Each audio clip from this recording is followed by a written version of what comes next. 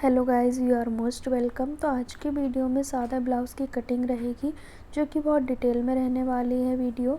तो इसमें arm hole shoulder किस हिसाब से लिए जाते हैं तो बताएंगे हम आपको। तो सबसे पहले चौड़ाई में कपड़े को डबल फोल्ड करना है, लंबाई में किनारी रहेगी, ये चीज़ आपको ध्यान रखनी है। नीचे की ओर से आपको 1.5 इंच लेना है फोल्ड करने के लिए मार्जिन, जो कि सभी ब्लाउज़ में कंपलसरी है लेना। 1.5 से 2 इंच तक आप ले सकते हो। तो मैंने मार्क कर दिया है। गाइस, आप हमारे चैनल पे नए हैं तो चैनल को सब्सक्राइब कर लें। साथ ही साथ आप हमें इंस्टाग्राम पे भी फॉलो कर सकते हैं, लिंक बायो में दिया गया है।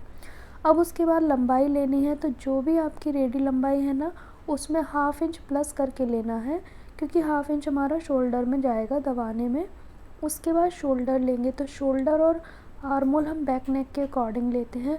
तो इसका जो बैक नेक है वो ज़्यादा डीप नहीं है, तो मैंने यहाँ पे शोल्डर लिया है 6 इंच पे।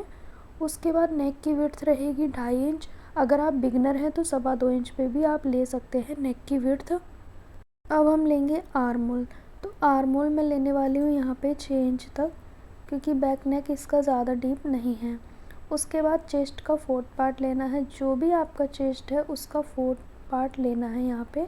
तो जैसे 44 है मेरे मेज़रमेंट में, तो मैंने 11 इंच पे मार्क कर दिया है इस तरह से।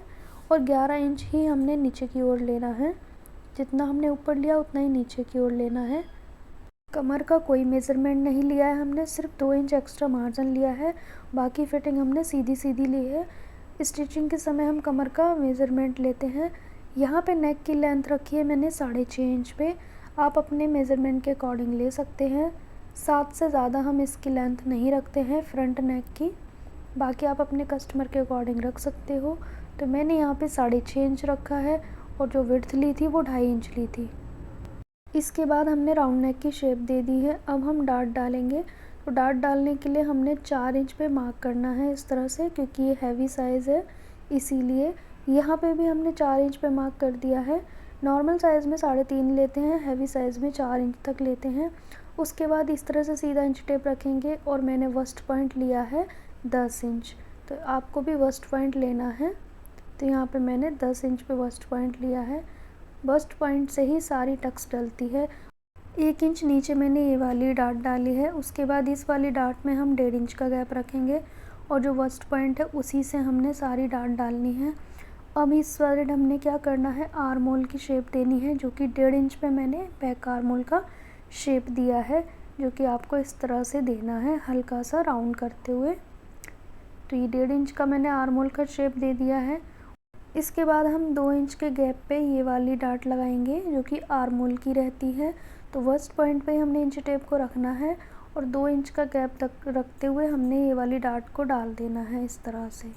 ठीक है, तो इस वाली डार्ट में हमारे 2 इंच का गैप आया था। अब चौथी जो डार्ट डलेगी उसमें भी 2 इंच का गैप रहेगा इस तरह से, और फिटिंग वाली साइड पे हमने ये वाली डार्ट को डाल देना है।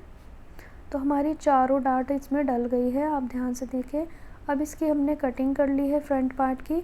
तो ये हमारे 2 पार्ट फ्रंट के आ गए हैं। अब बैक पार्ट निकालने के लिए हमने बंद साइड से कपड़े को रखना है, और इसके ऊपर हमने रख दिया है फ्रंट पार्ट को।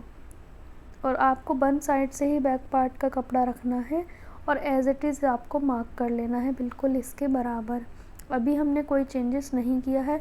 अब इसको हटाने के बाद कुछ चेंजेस करने होते हैं, जैसे कि हमने चौड़ाई कम करनी है 1 इंच तक, जो कि बैक पार्ट की चौड़ाई हम 1 इंच कम करते हैं, और लंबाई में भी 1/2 इंच कम कर देते हैं। क्योंकि जब इसमें फ्रंट में टक्स ज़्यादा डलती है तो क्या होता है कि बैक वाला पार्ट बड़ा हो जाता है, क्योंकि बैक में सिर्फ 2 डलती है, इसीलिए हमने पहले से चौड़ाई कम कर दी। अब बैक नेक की लेंथ मैंने 7 इंच ली है, और जो बेड्थ थी वो हमने बराबर ली थी, फ्रंट और बैक के अकॉर्डिंग 2.5 इंच ली थी। तो इस तरह से आपको बॉक्स बना के रेडी कर लेना है। अब इसमें राउंड शेप देना है। जो भी सिंपल ब्लाउज़ रहते हैं उसमें हमारे राउंड नेक ही रहते हैं, बाकी आप अपने कस्टमर के अकॉर्डिंग कर सकते हो। अब यहाँ से ये वाली डार्ट डालेंगे 4 इंच पे।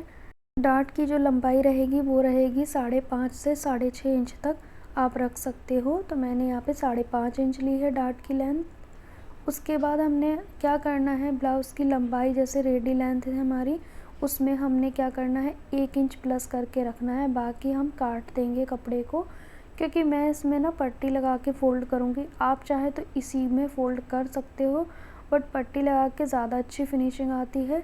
तो मैं यहाँ पे पट्टी को लगा के फ़ोल्ड करूँगी, तो बाकी एक्स्ट्रा कपड़े को मैं इस तरह से मार्क कर दूँगी और कट करके निकाल दूँगी।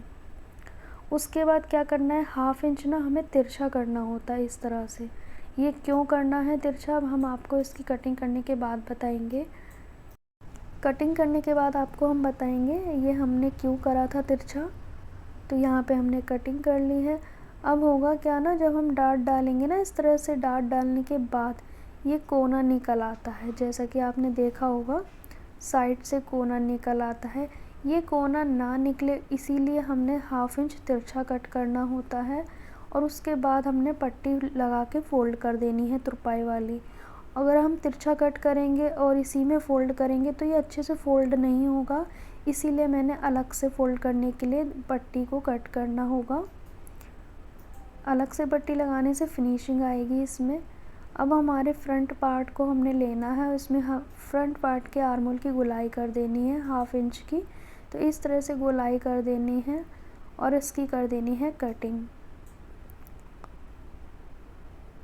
यहाँ पे हमारे फ्रंट पार्ट कंप्लीट हो गए, बैक पार्ट भी। अब हमने 4 फोल्ड में कपड़े को रखना है स्लीव्स की कटिंग करने के लिए। तो 4 फोल्ड में मैंने ले लिया है कपड़े को, अपनी ओर बंद साइड ली है। ये चीज़ आपको ध्यान रखनी है। नीचे की ओर से 1.5 इंच तक लेना है फ़ोल्ड करने के लिए मार्जिन। आप कम या ज़्यादा कर सकते हो। जो कॉटन का ब्लाउज़ रहता है उसमें तुरपाई वाली ही स्लीव्स अच्छी लगती है। तो मैंने मार्जिन ले लिया है। उसके बाद रेडी लेंथ में 1/2 इंच प्लस करना है। तो मैंने यहाँ पे ली है 6.5 इंच लंबाई, क्योंकि रेडी हमें रखनी है 6 इंच तक। तो इस तरह से एक बॉक्स बना के रेडी कर लेना है। हमें सिर्फ इतना कपड़ा यूज़ करना है। उसके बाद 2.5 से 3 इंच तक आप मार्क करें। आर्मोल की गोलाई करने के लिए डाउन करना है और सीधा एक मार्क कर लेना है हमने इस तरह से। अब हम क्या करेंगे, जो भी स्लीव्स की गोलाई है उसका आधा लेंगे। तो जैसे कि 14 है तो 14 का आधा मैं लूँगी 7 इंच पे। इस तरह से मैंने कर लिया है मार्क। अब ऊपर की ओर आर्मोल का आधा लेना है। तो मेरे मेज़रमेंट में है 17 इंच, तो मैंने यहाँ पे लिया है 8.5 इंच। उसके बाद इन दोनों निशान को मिला देंगे और 1.5 से 2 इंच मार्जिन ले लेना है आपको। 1.5 इंच तो आपको लेना ही है, उससे कम नहीं लेना है। यहाँ से ना 3 इंच से डाउन करते जाना है। इस तरह से गोलाई कर दी मैंने, 1/2 इंच का गैप देते हुए दूसरी गोलाई कर दी। तो इस तरह से हमारी स्लीव्स की गोलाई हो गई है। अब इसकी कटिंग कर ली हमने। अब हमने क्या करना है, 2 पार्ट को उठाएंगे ऊपर की ओर जिस पे हमने गोलाई करी है, पहले कट लगा लेने हैं।